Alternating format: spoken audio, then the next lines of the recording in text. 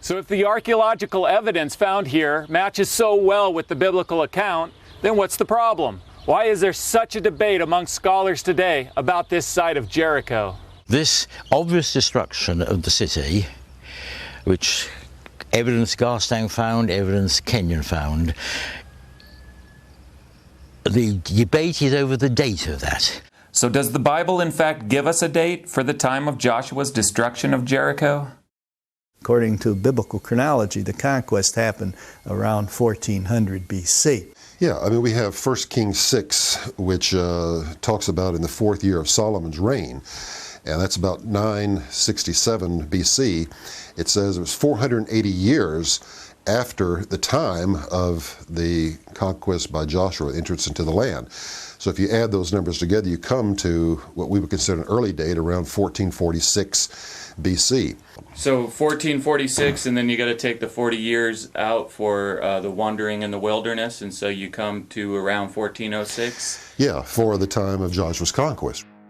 Historically, we know that Solomon began building the temple in 966 BC.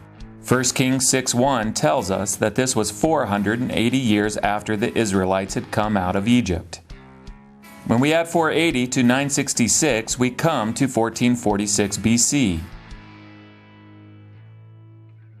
And since we know that the Israelites wandered the desert for 40 years, we have to subtract that from 1446 BC, bringing us to 1406, the biblical date for the conquest. After analyzing the pottery, Garstang dated the destruction of Jericho to around 1400 BC in agreement with the Bible. But Kenyon disagreed, dating the city's destruction 150 years earlier to around 1550 BC. So the debate is over when the city was destroyed. The Bible says it was around 1400 BC. Kathleen Kenyon said it was around 1550 BC. This 150-year discrepancy has huge implications. It would mean that when the Israelites came into the land of Canaan, there would have been no city of Jericho for them to destroy. It would also mean that the writers of the biblical account would have fabricated the story of Joshua and the great battle of Jericho. She claimed quite clearly, on the basis of the pottery, dated to about 1550. I'm just saying John Garstang had it right, Kathleen Kenyon had it wrong. When you look over at the bulk over here and you see this rim of this pot, are you looking at that and seeing pottery from the time of Joshua? Yes, absolutely. Yes, those storage jars are late bronze 1, the same thing that Garstang had found, and that carries over to all the other pots, cooking pots, storage jars, and bowls, and so on. Yes. So what is the deal with pottery anyway? And how is it used to date the events in a tell?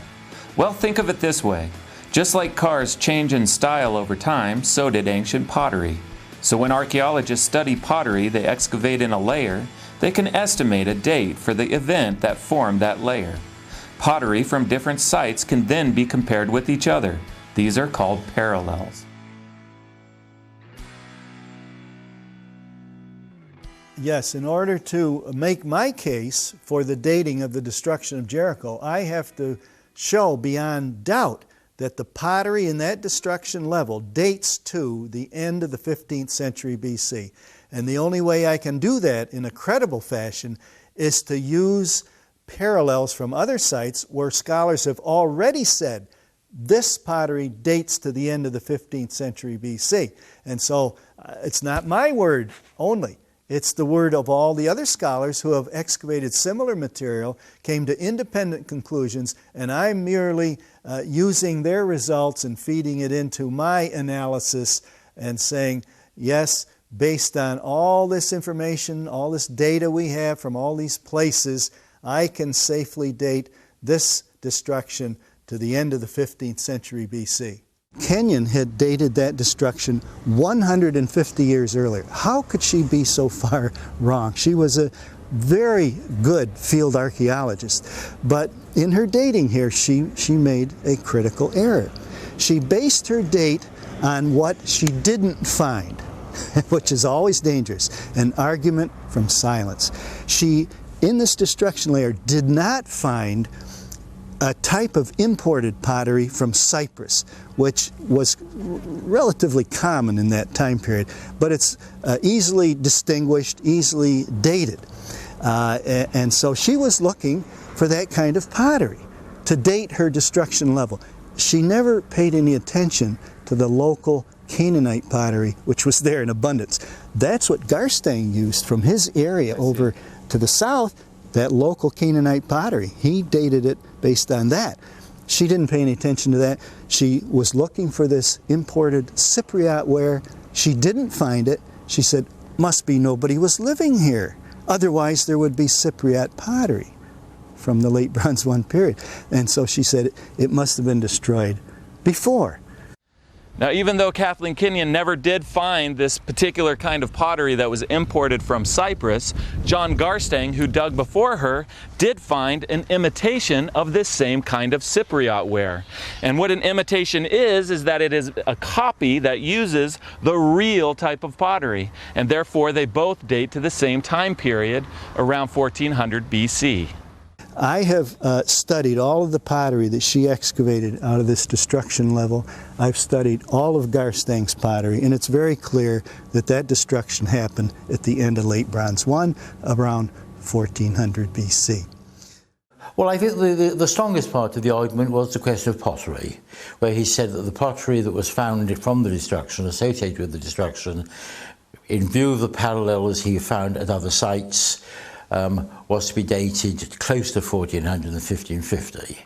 When we do an in-depth analysis of the finds from Jericho, we soon discover that the reason for the discrepancy is not because the Bible's wrong, but because of a misinterpretation of the archaeological evidence. I do tend, I suppose, to support Kenyon's interpretation, but at the same time, some of the other critics have studied the material in greater depth.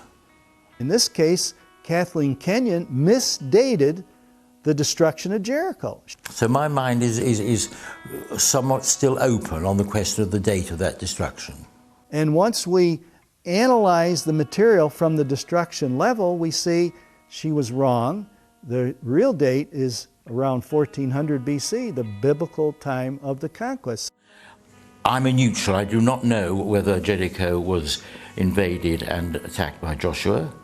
I tend to accept that there was a tradition, this is true, there is a tradition obviously in the Old Testament, and I see no reason to believe that something like that didn't happen. If there is a conflict between an ancient text and modern scholarship, and you had to go with one or the other because they were in opposition to each other, which one would you see as the most reliable source, the modern scholars or the ancient text? Well, I think we have to go with the folks who wrote the text way back in antiquity. They were closer to the events than we are today.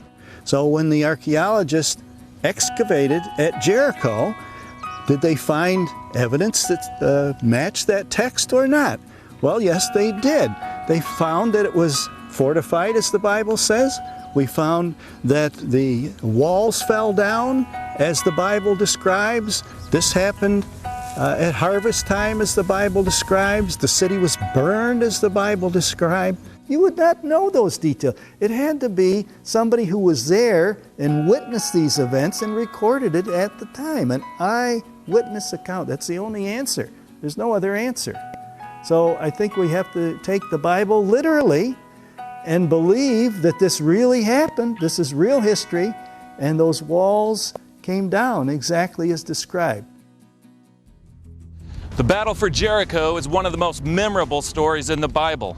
And since the Bible is our only ancient account for Jericho, and since the details in the text match so well with the archaeological evidence found here, then the best conclusion that we can draw is that at the time of Joshua's conquest, the walls of Jericho really did come tumbling down.